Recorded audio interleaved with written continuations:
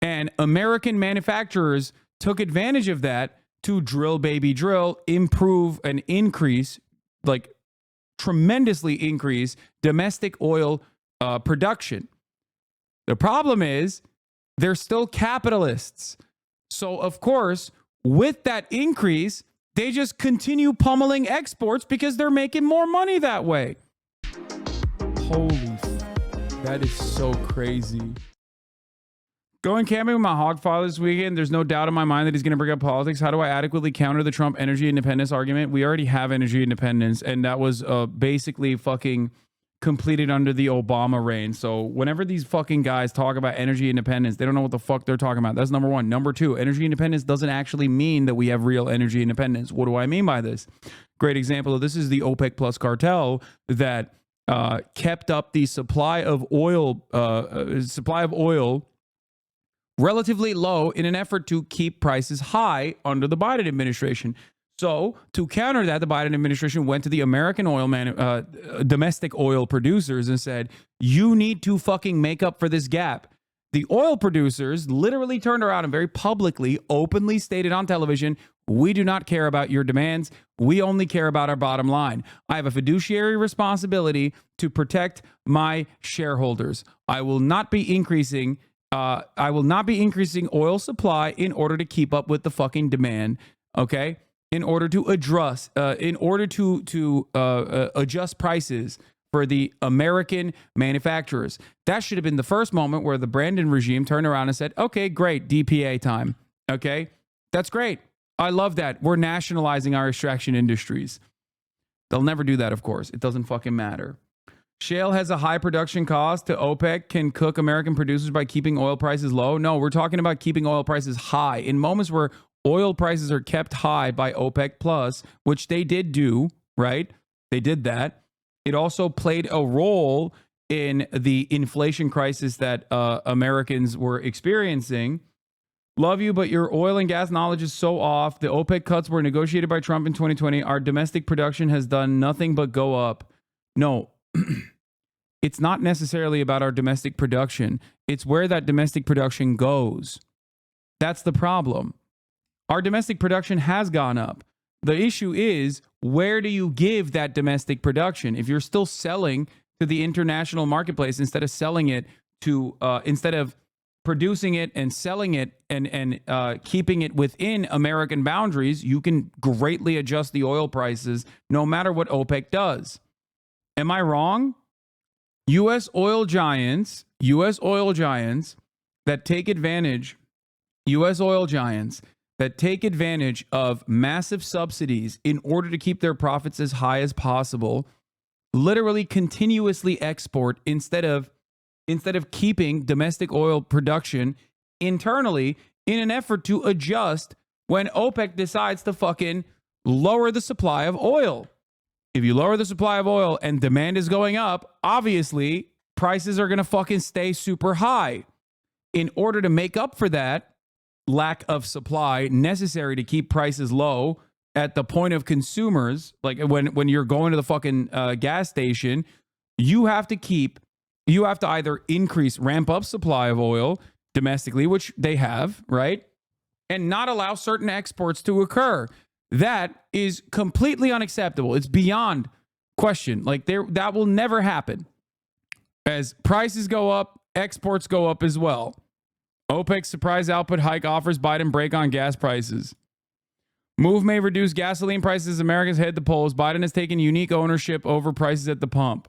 This was in June 4th, 2024.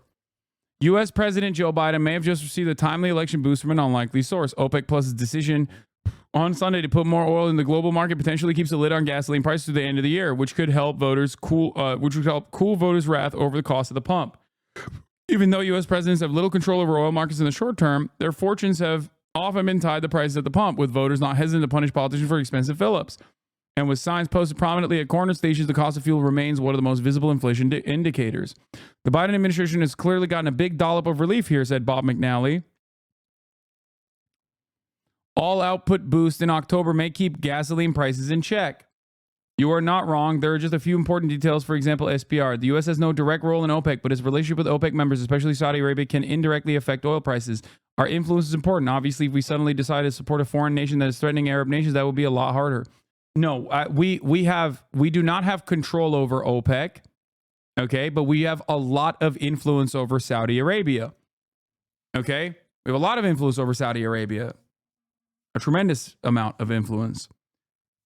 The problem is OPEC can still decide not to play ball, but the entire principle surrounding energy independence is that what happened with the oil shock in the 70s never happens again, okay? And American manufacturers took advantage of that to drill, baby, drill, improve and increase, like tremendously increase domestic oil production. The problem is they're still capitalists. So, of course, with that increase, they just continue pummeling exports because they're making more money that way. If they shut off exports and were forced to sell to American, to only, in times of need, in order to make up for the demand, when there is a lack of supply, in order to keep American oil prices, American gas prices at the pump low, you could, force these oil producers, domestic oil producers, to only sell to the United States of America, or at least limit how much exporting they can do. Gas is objectively far too cheap when everybody's buying pickup trucks they don't need that are larger than German Panzer tanks. I mean, that's an entirely separate part of this conversation. We're not having a conversation about the lack of fucking adequate public transit, for example, which would greatly fucking reduce the harm both on the environment and also reduce the harm when fucking oil prices shoot up. But it doesn't matter because you have to work within the confines of what America is currently. America is a gas-guzzling, car-dependent country across the board. No one is going to be able to single-handedly change that. So, especially not in the short term. So what I'm talking about right now is in the interim period, what America could do in terms of controlling its own domestic manufacturing and where they go. Oil prices have dropped almost 5% since OPEC and its allies agreed on Sunday to gradually unwind some production cuts starting in October, earlier than expected, a decision some analysts say may weigh on crude in the months ahead. The move also may boost oil flows in the global market just weeks ahead of the U.S. election in November, potentially lowering the cost of gasoline as voters head to the polls. Crude oil is the biggest factor in what consumers pay for gasoline in the U.S., accounting for more than half of the retail price. In a May Bloomberg News Morning Consult monthly tracking poll in the 7 key states that will decide the 2024 election, 30% of voters said gas prices were the most important economic factor to them. Voters in those states trusted Trump more than Biden to handle the issue by a margin of 49 to 32%. Yeah, larger vehicles are not a product of consumer preference, but auto producers trying to skirt regulation. Yes. Moody's Analytics chief economist Mark Zandi said if gasoline falls towards $3 a gallon by election day, Biden should win re-election. But if prices rise to more than $4, Donald Trump is more likely to prevail. Prices averaged about $3.52 a gallon on Monday. The outcome on the presidential election isn't likely to hinge on abortion, immigration, or even climate change, Zandi said in a May 20 online opinion piece. It is likely dependent instead on the price of gasoline in the lead up to the vote. Soaring fuel costs emerged as a political albatross for Biden early in the summer of 2022 when pump prices peaked at more than $5 a gallon, giving Republicans a chance to bash his energy and climate policies before the midterm elections. Still, Biden has taken unique ownership over the issue, saying later that year that his decision to unleash a historic amount of crude from the nation's emergency supply provided motorists with relief at the pump. OPEC's move could keep gasoline out of the headlines through the summer, said Jim Lucier, managing director at Capital Alpha Partners, a research group in Washington. They are opening the door for their OPEC partners to produce more, but trying to maintain enough discipline to avoid a price collapse. Ironically, it would be at that price collapse going into the fall that would be the ultimate vindication for Joe Biden. Retail gasoline prices, a key issue for swing voters, have already risen 13% since the beginning of the year, according to the American Automobile Association. And while prices have retreated since mid-April, largely tracking a decline in crude, they typically climb during the summer as increased driving boosts demand. Asked about OPEC's decision on Monday, White House National Security Council spokesperson John Kirby said Biden's goal is to keep easing costs for drivers. Our focus is going to be on the price of the pump for consumers, and the president is confident that he's got strategies in place to do that. For Biden, the OPEC policy shift may also help negotiations on a historic defense pact with Saudi Arabia. that would potentially reshape the Middle East and bolster U.S. positions in the region. We're going to give them fucking nukes for this, by the way. I wonder what concessions they had to make to bring OPEC on board. I don't know. The pending production boost provides a beneficial backdrop for the U.S.-Saudi grand bargain negotiations, said Halima Croft, head of global commodity strategy at RBC Capital Markets.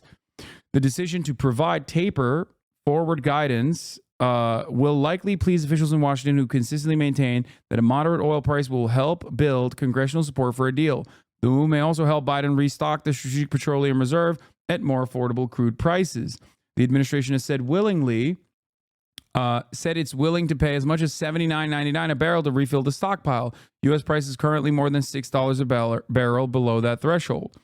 While OPEC's move is good news for the president, analysts say price gains are still possible later this year. Demand growth is expected to increase, and geopolitical tensions in the Middle East still hold potential to hamper crude supplies.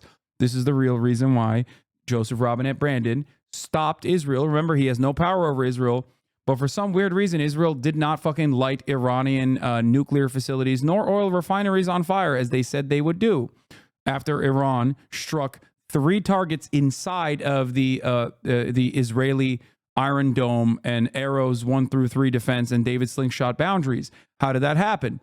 How is Israel not struck back yet? It almost feels like there are real secret red lines that Biden is unwilling to cross. Those secret red lines being lighting the entire fucking oil production in the region on fire with Iranian retaliation after Israel selfishly went and struck Iranian oil refineries. That's it.